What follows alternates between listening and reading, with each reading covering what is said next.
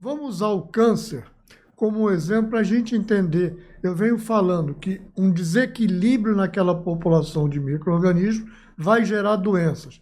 Como é esse mecanismo de uma disbiose gerando uma doença?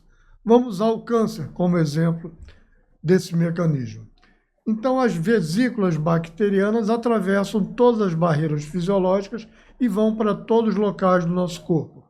Então, se houver um tumor em algum local, seja pulmão, seja onde for, essas vesículas bacterianas vão modular também o microambiente tumoral, podendo contribuir para o desenvolvimento do câncer, dependendo da disbiose que se mudou para lá, como podendo antagonizar o desenvolvimento desse câncer, se for uma microbiota chamada saudável, ou seja, aquela que se esperava ter ali. Então, é importante que a gente entenda que, dependendo da disbiose, o microbioma intestinal pode favorecer ou suprimir a carcinogênese. Se a gente tem uma dieta inadequada, se a gente se expõe a fatores que gerem disbiose, aquela nossa disbiose que estava equilibrada, adequada, vai deixar de ser protetora para se tornar uma microbiota carcinogênica. Vai gerar câncer em algum outro local. No câncer, a gente sabe que o nosso sistema imune foi desenhado para que a gente não tenha câncer. As nossas células ativas do sistema imune, T-killer, etc., foram preparadas, desenhadas para destruir a célula neoplásica. Só que a célula neoplásica tem as suas defesas, como, por exemplo, o chamado check-up imune, check-up point imune. E ali, pela relação PD1-PDL1, a gente vai desligar aquele sistema protetor do nosso sistema imune contra o câncer e o câncer vai se desenvolver.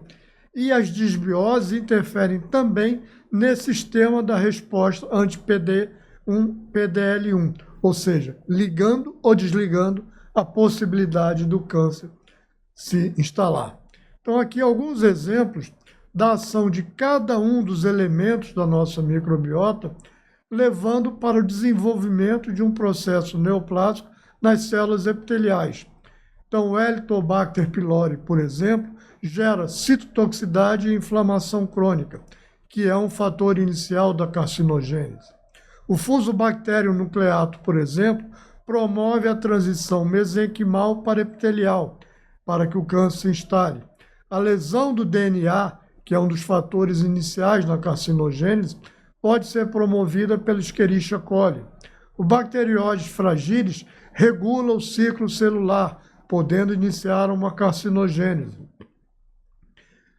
A Salmonella entérica é uma que vai regular a apoptose, e a gente sabe que a perda da apoptose é um dos fatores que leva à carcinogênese.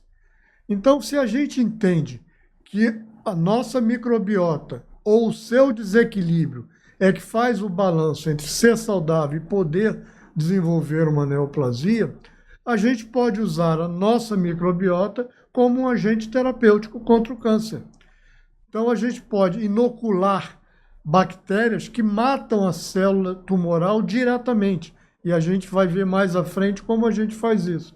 Como a gente pode também usar a inoculação de bactérias que vão estimular as nossas células imunes, as dendríticas, os macrófagos, que atraídas por essas células, por essas bactérias, vão destruir as células cancerosas e ativar mais as células imunes. Então, a gente pode usar as nossas bactérias como instrumentos terapêuticos anticâncer, e isso pode ser feito. Então, a gente tem que olhar a nossa microbiota como, na hora que ela tem uma disbiose, essa disbiose pode nos levar ao desenvolvimento do câncer. E corrigir essa disbiose pode dar um rumo ao nosso tratamento do câncer.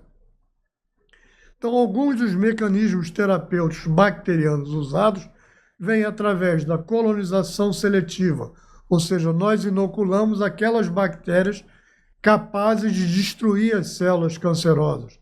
Ou a gente inocula bactérias que, dentro da célula tumoral, vão liberar toxinas bacterianas, vão estimular a resposta imune, vão ser vetores de liberação de enzimas convertoras de prodroga, agentes citotóxicos, agentes antibiogênicos dentro das bactérias, usando a nossa microbiota como uma forma de tratamento do câncer.